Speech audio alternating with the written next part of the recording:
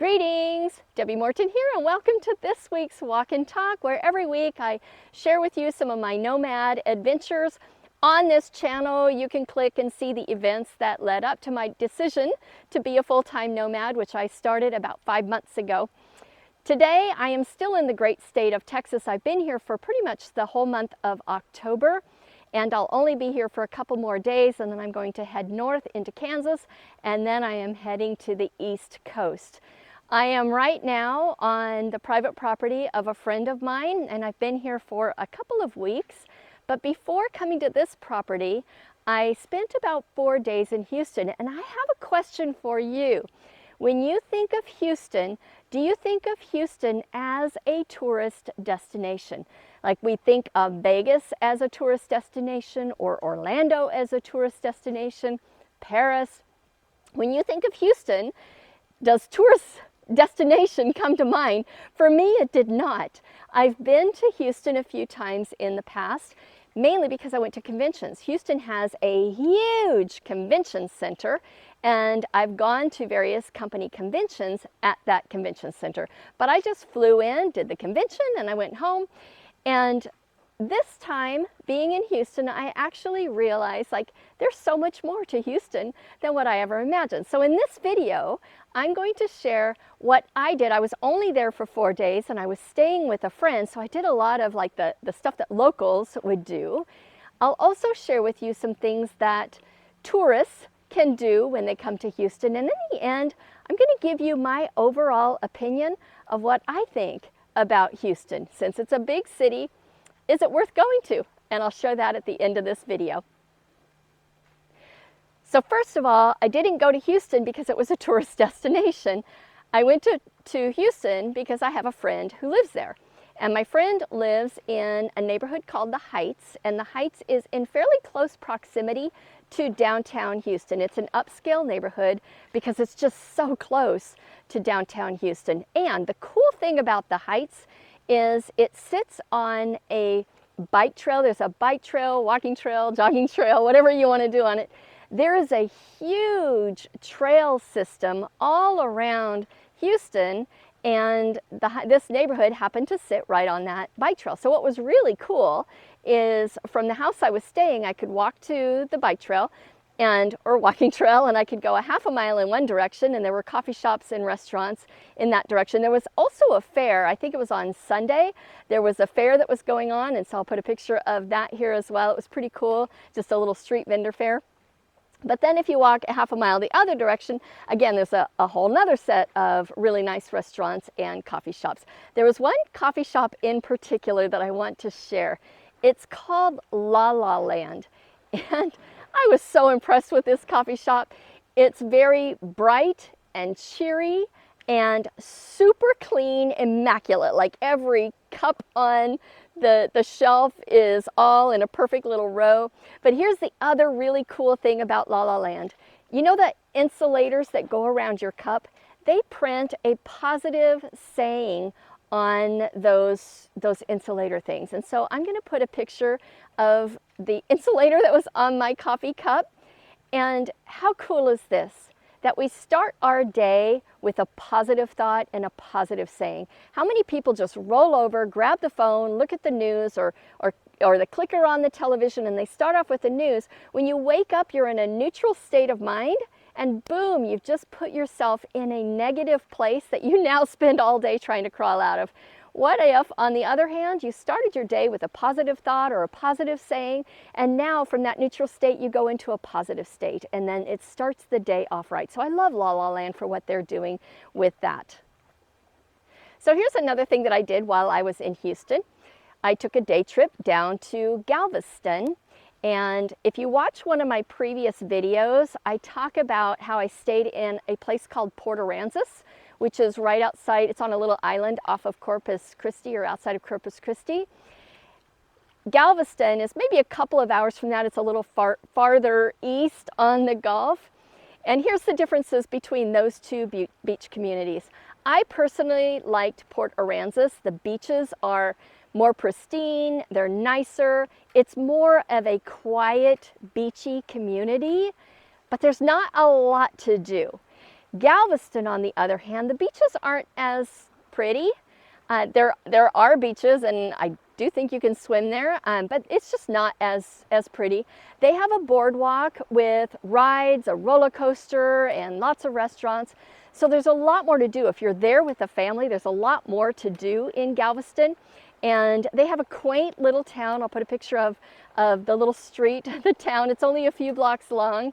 There's some restaurants and coffee shops and different stores where you can shop. We had ice cream there. It was awesome ice cream. And so Galveston has a lot more to offer if you're going there with a family and you want more to do. Galveston is probably better than Port Aransas, but for me, as a solo traveler, I personally liked the quietness of Port Aransas, and I liked that just really beachy feel that Port Aransas had. While I was in Houston, the Astros were playing in the World Series. So the first night when I got to Houston, we went downtown to a sports restaurant bar. I think it's owned by a baseball player. And we watched the game, and yay, they won that day. And then after the game, we went to a park. I don't remember the name of the park offhand, so I'm just gonna write it right here in the editing. We went to this park, and how cool is this? It was like 10 o'clock at night. Never would I think to go to a park in a big city late at night, and yet this park was perfectly safe. People were there, they were just listening to the game. It has a beautiful view of the Houston skyline, which I'll share with you right here.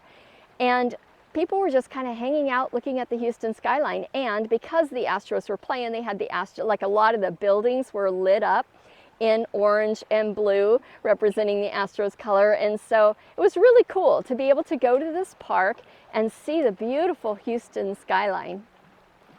So a couple days later, I took a bike ride with my friend, and we rode, I don't know, maybe 13, 15 miles. It's been a while since I've been on the bike. My bum felt it. But we took a bike ride, and around Houston, again, these running, biking trails just go for miles and miles and miles, and there's some pretty cool stuff.